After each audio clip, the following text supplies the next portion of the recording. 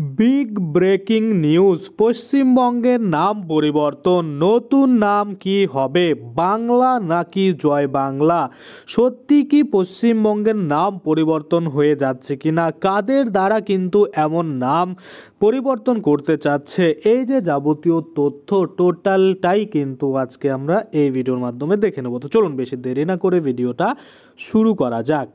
তো দেখুন, এই নিয়ে একটি আর্টিকেলে বলা হয়েছে পশ্চিমবঙ্গের নাম বদলে বাংলা করার দাবি জানিয়েছে তৃণমূল কংগ্রেস। মঙ্গলবার দলের পক্ষ থেকে বলা হয়েছে এই নাম রাজ্যের ইতিহাস ও সংস্কৃতির স্বাক্ষর বহন করে।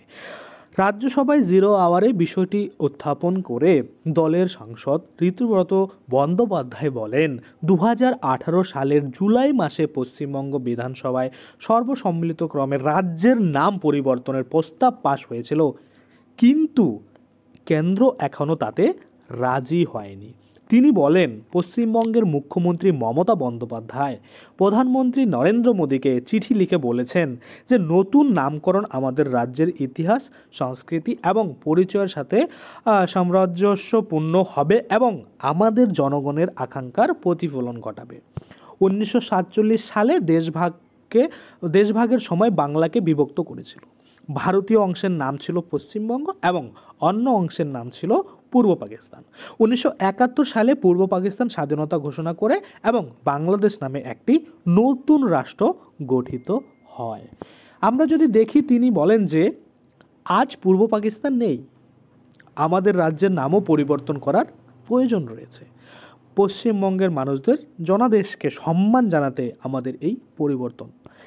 2011 সালে শেষবার কোনো রাজ্যের নাম পরিবর্তন করা হয়েছিল, যখন উড়িষ্যা হয়ে যায় ওড়িশা। অনেক শহরের নাম পরিবর্তন হয়েছে, এর মধ্যে রয়েছে 1995 সালে বোম্বে থেকে মুম্বাই, 1996 সালে মাদ্রাজ থেকে চেন্নাই এবং 2001 সালে ক্যালকাটা থেকে কলকাতা এবং 2014 সালে ব্যাঙ্গালোর থেকে বেঙ্গালুরু হয়ে যায়। তো আশা করি আপনারা বুঝতে পারছেন, তেমনই কিন্তু আমাদের পশ্চিমবঙ্গের নাম পশ্চিমবঙ্গ থেকে বাংলা করার দাবি জানিয়েছে কে? তৃণমূল কংগ্রেস। তো এই যে পশ্চিমবঙ্গের নাম পরিবর্তন করে পশ্চিমবঙ্গ থেকে বাংলা করতে চাচ্ছে, তো সেক্ষেত্রে আপনাদের মতামত কি? আপনাদের যদি এই পশ্চিমবঙ্গের নাম পরিবর্তন করে বাংলাতে সমর্থন থাকে বা বাংলা নামটা আপনাদের পছন্দ, সেক্ষেত্রে হ্যাঁ লিখবেন। যদি দেখেন না পশ্চিমবঙ্গের নাম পরিবর্তন করার কোনো প্রয়োজন নেই, সেক্ষেত্রে কমেন্টে আপনারা না লিখবেন। অবশ্যই আপনাদের মতামত কিন্তু জানাবেন।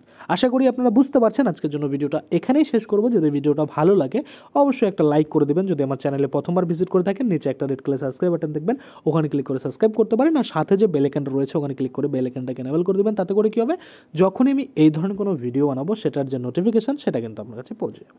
ধন্যবাদ।